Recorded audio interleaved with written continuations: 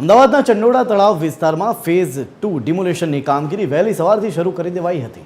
કિશનપુર વિસ્તારમાં આવેલા Suryanagar police ચોકીથી Meera cinema તરફના રોડ પર આવેલા નાના મોટા કાચા પાકા મકાનોને તોડી દેવામાં આવ્યા। ગઈકાલ રાતથી અને આજે અંતિમ કલાકોમાં લોકો પોતાના ઘર ખાલી કરી રહ્યા હતા, ત્યારે એએમસીએ સોમવારે બપોરે જ આ વિસ્તારમાં માઇક ફેરવીને લોકોને ઘર ખાલી કરવાની ચેતવણી આપી દીધી હતી।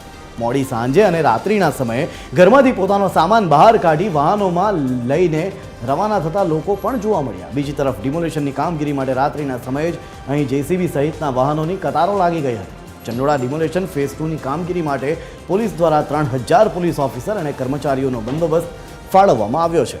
25 જેટલા એસઆરપી કંપની પણ આ બંદોબસ્તમાં જોડાઈ છે। સાથે જ ડ્રોનથી પણ આ સમગ્ર કામગીરી પર બાજ નજર રખાઈ રહી છે। પોલીસ કમિશનરના જણાવ્યા મુજબ ડિમોલેશનની ફેઝ 2ની કામગીરીમાં કુલ 2.50 લાખ ચોરસ મીટર જમીન પર થયેલા દબાણો દૂર કરવામાં આવશે।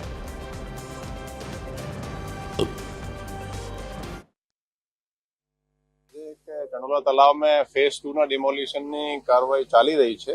આપણી પાસે પૂરતા ફોર્સ છે અને કોઈ એવો ઇશ્યુ અત્યારે આવ્યા નથી કે કોઈ અહીંયા બંને જ કોમ્યુનિટીના લોકો રહે છે, એવું નથી કે એક જ કોમ્યુનિટીના રહે છે, ખાસા બીજા બંનેના છે અને એ લોકો પોતે જ આપણને સામાન લઈ જઈ રહ્યા છે અને સહકાર પણ આપી રહ્યા છે। એટલે અપેક્ષા છે કે આજે મોટા ભાગે ડેમોલિશન પૂરું થઈ જશે, આવતીકાલે 2-3 દિવસમાં પૂરું થઈ જશે। એ જે રીતેના એએમસી ના કામ ચાલી રહ્યો છે એને જોઈને તો મોટા ભાગે તો 80% તો આજે જ પતી જવાના છે।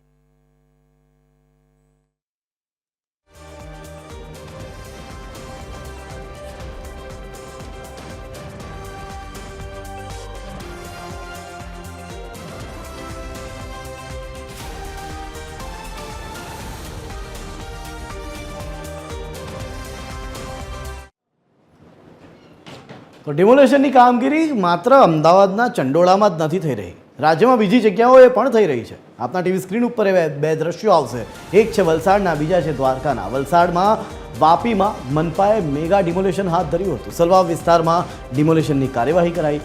ભંગારના ગેરકાયદેસરના ગોડાઉન અને દબાણોને હટાવી દેવામાં આવ્યા, જેમાં પોલીસ કાફલાની સાથે વાપી મનપાએ કાર્યવાહી કરી હતી। રહેણાંક વિસ્તારમાંથી ભંગારના ગોડાઉનોને દૂર કરવા માટે નોટિસો અપાઈ હતી। નોટિસ પીરિયડ પૂરો થતાં મહાનગરપાલિકાએ કડક કાર્યવાહી કરી હતી।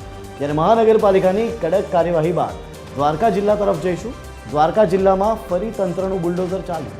ચુસ્ત પોલીસ બંદોબસ્ત સાથે સલાયા પંથકમાં ડિમોલેશન કરવામાં આવ્યું। અસામાજિક તત્વોના ગેરકાયદેસરના બાંધકામો, દબાણો દૂર કરવામાં આવ્યા હતા। અસામાજિક તત્વોએ કરેલા દબાણ પર તંત્રનું બુલડોઝર ફરી વળ્યું હતું। ત્યારે તંત્રની આ કાર્યવાહીથી અસામાજિક તત્વોમાં ખૌફનો માહોલ ફેલાયો છે।